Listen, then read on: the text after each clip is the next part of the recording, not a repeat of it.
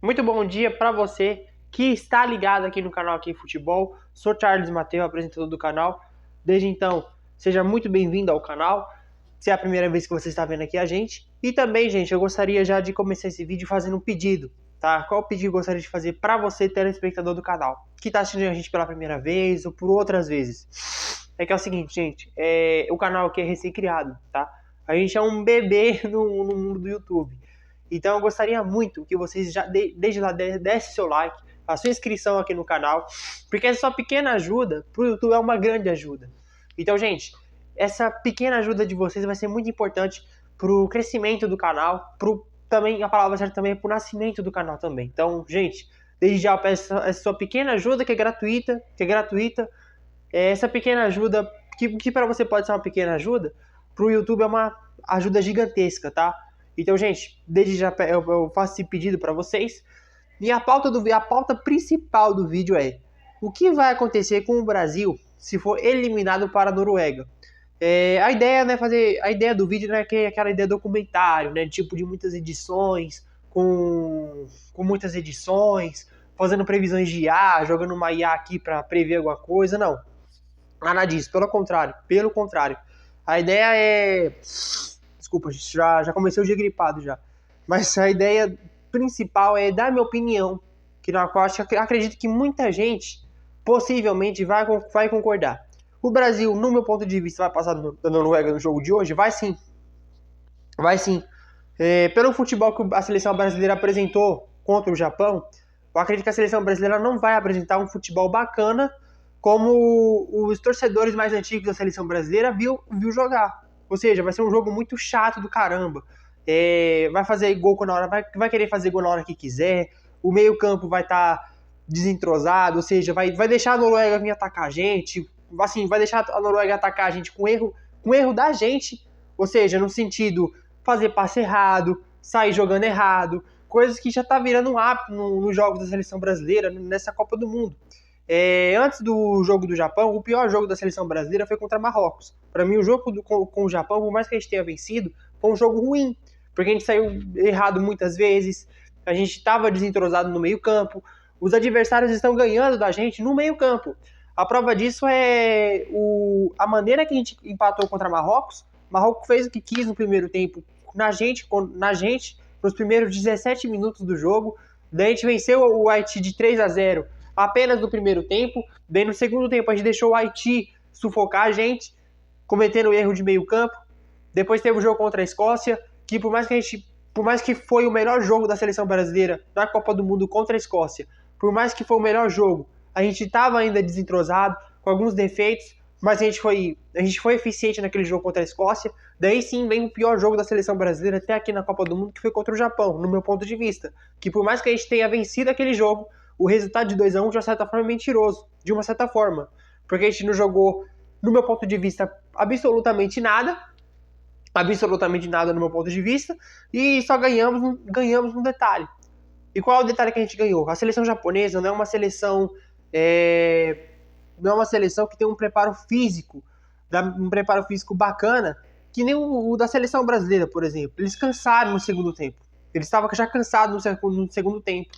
Então isso deixou a gente atacar eles mais, e por consequência, o cara que era de uma certa forma um vilão do jogo conseguiu empatar o jogo pra gente, que foi o caso do Casemiro. O Casemiro fez uma partida muito questionável contra o Japão. A sorte dele foi encontrar aquele bendito gol já no início do segundo tempo. E lógico, não tem que falar absolutamente nada do último minuto do jogo, que foi quando o Gabriel Martinelli conseguiu desempatar o jogo ali com aquela boa achada do Bruno Guimarães, né? Então, gente, eu acredito que a gente vai apresentar muitos jogos parecidos com o que a gente viu até aqui. O Ancelotti, no meu ponto de vista, é um bom treinador. Era ele que eu gostaria como treinador da gente na seleção brasileira, depois da saída do Dorival Júnior. Se bem que ele está sendo especulado na seleção brasileira desde 2022 com a saída do Tite, mas as coisas não deram certo no início. Agora na reta final da Copa do Mundo foi que deu certo. A vinda dele, né? Faltando um ano para a Copa foi quando ele assinou com a gente para ser o nosso treinador na Copa do Mundo, né? Então, sim, o Ancelotti, no ponto de vista, é um bom treinador, mas acho que ainda ele não encontrou por mais que aí que o tempo passou, ele, no meu ponto de vista, ele ainda não encontrou o plano certo de jogo para jogar com a gente. O trabalho que o Ancelotti vem fazendo até aqui é um trabalho muito parecido que é o do Roberto Martínez na seleção de Portugal. Quem acompanha os vídeos aqui do canal aqui Futebol sabe do que eu tô falando. O Roberto Martínez é um treinador que eu critico um pouco, porque o Roberto Martínez, o que é o treinador da seleção portuguesa, ele tem um meio-campo. Ele tem um meio-campo que dá para criar diversas chances pro ataque, e mesmo assim ele não converte essas chances em gols. Portugal era para ser uma seleção que sabe fazer gol, coisa que não é até aqui na Copa do Mundo, a seleção portuguesa. Seleção brasileira deveria ter um meio-campo dominador. O nosso meio-campo deveria ser mais criativo também no ataque. Deveria encontrar melhor os atacantes. Era assim que deveria, mas está encontrando pelo incrível que pareça os adversários. Ou seja, com o seu desentrosamento do meio-campo, está fazendo os adversários até fazer gol na gente. A gente só não tomou gol do Haiti e da Escócia, mas desde do amistoso contra a França, que foi o primeiro amistoso da gente para a Copa do Mundo, desde o amistoso contra a França, a gente vem tomando gol. A gente só parou de tomar gol contra a Haiti e Escócia, e depois a gente voltou a tomar gol contra o Japão. Espero que hoje contra a Noruega a gente não tome gol. Apesar de acho que de tomar gol da Noruega vai ser uma coisa muito previsível. Então, indo direto ao assunto principal, que é falar do bendito dessa possível eliminação da seleção brasileira. Acredito que a seleção brasileira vai passar no jogo de hoje. Mas o que pode ocorrer? O que pode ocorrer se o Brasil for eliminado para a Noruega? É o seguinte, gente, o que eu penso? Vamos supor que a Noruega vence a gente por 2-1. Num cenário literalmente caótico. A Noruega vence a gente. O que vai acontecer de imediato? Os clichês de sempre. Os telejornais esportivos vão fazer um plantão do caramba, falando, nossa, que vexame, nossa, que absurdo, não era pra ter levado o Neymar, não era pra ter feito isso, não era pra ter feito aquilo outro. Só que, lógico, como o Ancelotti é um treinador estrangeiro, vai bater menos dele, falando, o Ancelotti é um treinador surreal no que ele faz, mas dessa vez ele deixou a desejar, porque se fosse realmente o Dorival Júnior, se fosse até mesmo o Tite, se fosse o Dunga, se fosse o Felipão, se fosse o Luxemburgo, os nossos treinadores, mano, ia tomar um pau, mano, só no amistoso, só no jogo que a gente teve contra amistoso não, no jogo que a gente teve contra a Escócia, ele ia tomar o pau. Se fosse um Felipão, um Luxemburgo, um Dorival, Rogério Ceni, Tite, Ramon Menezes, se fossem esses treinadores, no jogo contra a Escócia ia tomar um pau, por mais que a gente tenha vencido de 3-0. Porque o fato a mídia brasileira não tem paciência com o treinador brasileiro, ela tem paciência com o treinador estrangeiro. Isso é incrível. Então, assim, o Ancelotti até vai levar umas críticas no jogo de hoje, se ocorrer uma circunstância da seleção brasileira cair para a Noruega, só que tem um porém. A mídia brasileira vai tratar isso vai tratar ele com mais paciência que vai tratar os treinadores brasileiros que estaria treinando a seleção brasileira na Copa do Mundo. Já estou falando para vocês o previsível. E, na verdade, o que vai mais acontecer é o previsível. O que vai acontecer? A CBF vai continuar do mesmo jeito que é. O futebol brasileiro não vai mudar absolutamente nada. A gente vai ver os mesmos jogos chatos de Flamengo contra Red Bull Bragantino. Decorre uma circunstância lá no jogo de Flamengo e Red Bull Bragantino, que a arbitragem ela falha, favorecendo, por exemplo, o Red Bull Bragantino, vamos supor numa hipótese, daí o Flamengo vai reclamar na FIFA, vai acontecer as coisas previsíveis que vem acontecendo em intervalo de 4 em 4 anos. O que aconteceu depois do 7-1, a única mudança que teve depois do 7-1 em 2014, é que todo mundo falou, nossos treinadores são ultrapassados, vamos começar a trazer treinador estrangeiro. Foi a única mudança que, no meu ponto de vista, não vem surtindo efeito ainda. É um tipo de mudança que não vem surtindo efeito. Porque os treinadores estrangeiros que ganharam campeonatos aqui no Brasil e na América do Sul, ganharam com os melhores times que o Brasil que o futebol brasileiro podia propor.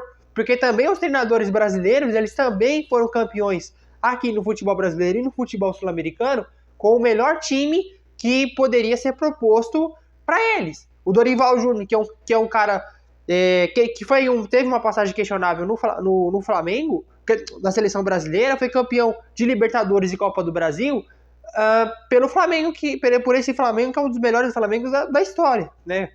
A palavra certa é essa. E o que aconteceu mesmo de surreal na carreira do Dorival Júnior, foi ter ganhado aquela Copa do Brasil com o São Paulo em 2023. Porque aquele São Paulo de 2023, por mais que tivesse uma qualidade, ser campeão daquela Copa do Brasil foi uma coisa 100% surpreendente, porque ele não era candidato a ganhar aquele título. E continuando falando sobre dessa possível eliminação do Brasil para a Noruega, vai acontecer sempre a coisa previsível e infelizmente não vai mudar nada no futebol. Fato é, o Brasil vai sair das oitavas de final como um vexame, porque caiu para a Croácia em 2022 e agora estaria caindo para a Noruega em 2026. Um vexame até maior que 2022, porque a Croácia não é nada no futebol. Nada, não ganhou nada no futebol. Ninguém lembra qual foi o último título da Croácia, ninguém lembra. Não lembra se ganhou a Nations League, Eurocopa, ninguém lembra. Só sabe que a Croácia ela chega longe e quando ela nada morre na praia, né? A Croácia sempre foi isso. E conseguiu ter a façanha de eliminar a gente em 2022. O que aconteceu em 2022, no meu ponto de vista, de cair para a Croácia, foi um vexame. Pelo tamanho da grandeza da seleção brasileira e pelo tamanho da Croácia. Já começa por aí. Só que é uma circunstância agora, em 2026, contra a Noruega, que eu acho que é bem difícil que vai acontecer, porque a Noruega, ela tem uma qualidade a mais que a seleção do Japão, mas só que ela não tem uma qualidade a mais do que a gente da seleção brasileira. Então o que pode acontecer no meu ponto de vista? O Brasil vai ser eliminado. Exemplo, vamos supor, o Brasil vai ser eliminado contra a Noruega e vai acontecer as coisas mais previsíveis que sempre acontecem. É mídia fazendo plantão, falando que o futebol brasileiro é um absurdo, que vai poupar um pouco o Ancelotti das críticas, daí vai acabar a Copa do Mundo, vão voltar pro futebol brasileiro, a CBF não vai mudar absolutamente nada, tanto o futebol da seleção como o próprio futebol brasileiro, vai ser aquele show de horrores que a gente tem um costume de ver por parte da arbitragem, por parte de comissão técnica da seleção brasileira, que nem sempre evolui o time, por mais que a gente tenha um treinador bom, mas a gente não encontra a qualidade que um dia a gente teve, né? No meu ponto de vista, o que vai ocorrer quando o Brasil, se por uma circunstância difícil, eu acredito que o Brasil vai passar da Noruega no jogo de hoje, mas o que pode acontecer, se o Brasil, exemplo, foi eliminado para a Noruega, vai ser as coisas mais previsíveis, as coisas previsíveis que não estão levando a nada.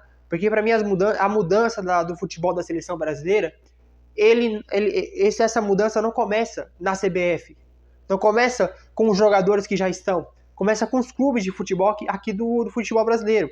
O Corinthians pega um jogador que tem um pouco de qualidade, já vende logo pro futebol europeu.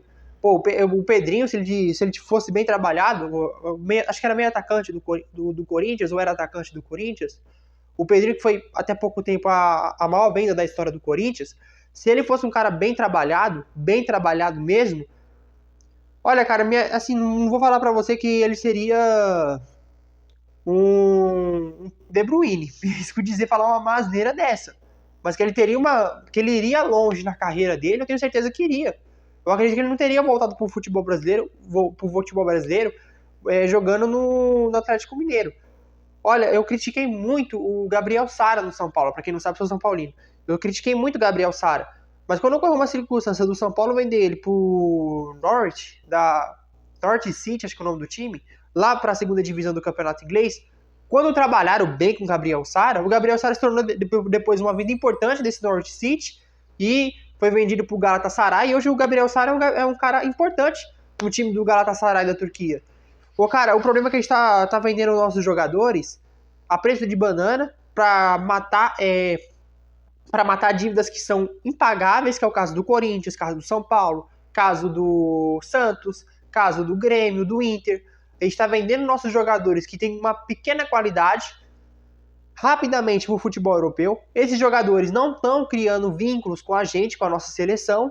E cara, pelo que eu estou vendo dos atuais jogadores da seleção brasileira, eu peço até desculpa para eles se um dia ocorrer uma circunstância desse vídeo chegar para eles e eles interpretarem mal, mas o que me aparenta é que os jogadores da seleção brasileira estão jogando na seleção brasileira como se estivesse fazendo um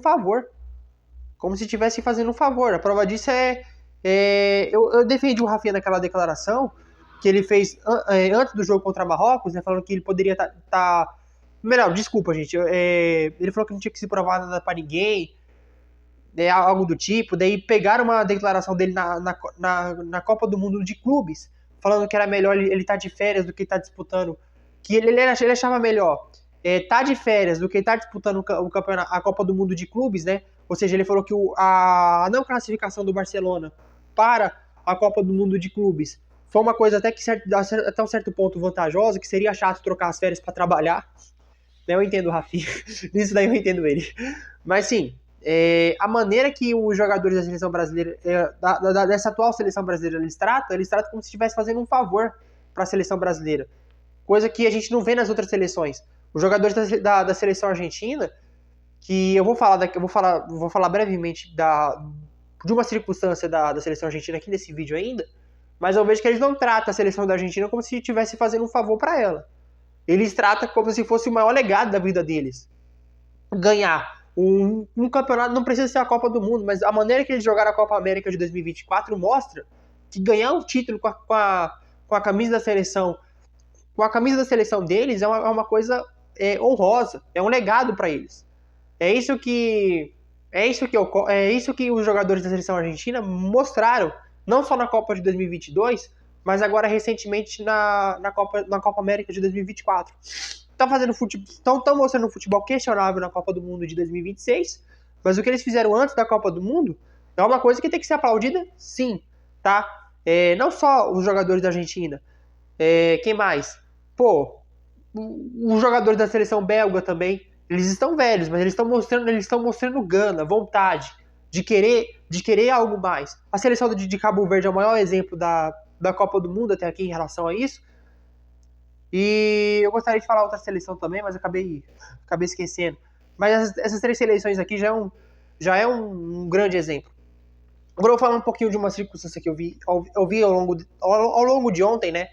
Que os torcedores da Argentina, eles comemoraram a classificação deles contra Cabo Verde. Tem que ser comemorado sim, porque é uma classificação. Assim como a gente comemorou aqui contra o Japão, né?